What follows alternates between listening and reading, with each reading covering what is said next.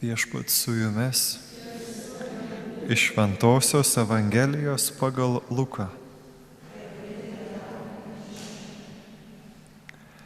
Tetrarchas Erodas išgirdo apie visus tuos įvykius ir nežinojo, ką manyti, nes vieni sakė, Jonas prisikėlęs iš numirusio, kiti pasirodęs Elijas, dar kiti prisikėlęs vienas iš senųjų pranašų. Erodas tarė, Jonui aš nukirsdinau galvą, o kas yra šitas, apie kurį girdžiu pasakojant tokius dalykus? Ir jis panoro pamatyti Jėzų. Tai viešpaties žodis.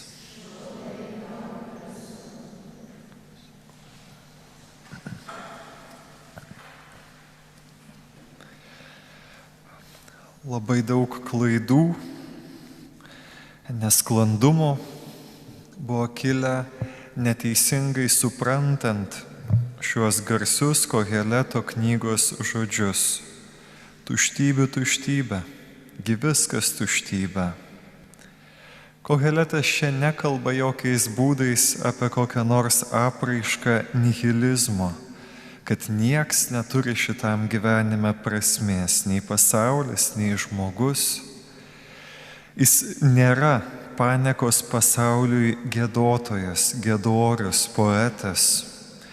Koheletas neserga depresija, jis nežvelgia į pasaulį pro depresijos akinius, kad viskas yra kažkaip tamsiom spalvom nudažyta. Koheletas, jeigu jau yra, tai yra realistas. Ir kokia prasmė yra šitų žodžių? Turbūt labiausiai mums pasako hebrajiškas originalas. Hebrajiškas žodis išverstas kaip tuštybė. Tas hebrajiškas žodis, jisai neturi jokio neigiamo užtaiso, jokio neigiamo atspalvio. Reiškia, viskas yra laikina, nepastovu, garas, viskas yra rūkų rūkas, arba trapumas, nereikšmingumas taip pat. Viskas praeina ir būtina, sako Koheletas, išlaikyti atstumą nuo visko, kas mus supa, atsižvelgiant į visą tai, ką gyvenu, ką matau, turiu įgauti sveiką atstumą, nesiremti į tai, nesudėti į tai viso savo gyvenimo ir visų savo lūkesčių, nes viskas yra trapu. Ir šventasis Paulius vėliau, po daugiau negu 300 metų, negu rašė Koheletas, taip daug maž datuojamas yra šitas kūrinys, jisai pratęs tą mintį, nes tarsi Koheletas kaip ir sako, bet tarsi nebaigia tos minties, tarsi ir suvokiam, kad yra trapu, bet klausiam, kas toliau. Tai Paulius po 300 metų atsakys, kas toliau. Tik meilė, sako, niekada nesibaigia. Koheletas sako, viskas baigėsi, viskas trapu. Paulius užbaigė šitą sakinį, bet meilė nesibaigia. Ir puikiai iliustracija šios dienos skaitiniui, minčiai mano išsakytai, yra šventieji globėjai Kozmas ir Damijonas, du broliai, dvyniai, gydytojai, kurie gyvenime galėjo turėti viską iš tiesų, bet pasirinko turėti svarbiausią – meilę.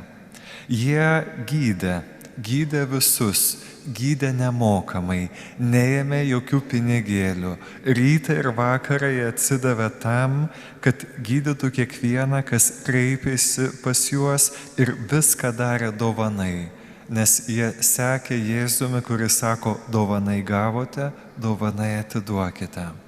Ir nesuprato to ano laiko jų kolegos, kaip galima gydyti ir nesusilaukti iš to kažkokio atlygio.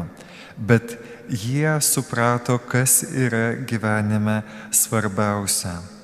Ir miršta jie 303 metais, tokią dieną kaip ši, rugsėjo 26, ir mirė jie taip, kaip ir gyveno, nes norėjo būti prisimenami šitam kupinam rūko pasaulyje dėl dviejų dalykų.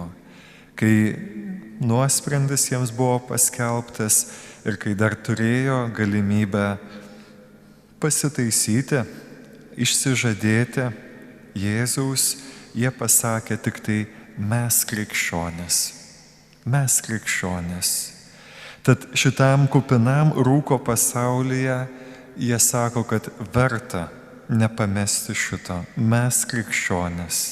Ir kitas dalykas, ir tik meilė, kokios mokė Jėzus, turi prasme. Tad prašykime šiandien šių dviejų brolių kankinių, Kozmo ir Damijono, kurie yra gydytojų globėjai, visų dirbančių medicinos pasaulyje, kad padėtų mums tame pasaulio rūke, laikinume, trapume, neprarasti to, kas niekada nesibaigia. Mes krikščionys, tai yra Dievo vaikai. Ir tik meilė, kokios mokė Jėzus, teikia džiaugsmą, teikia prasmę.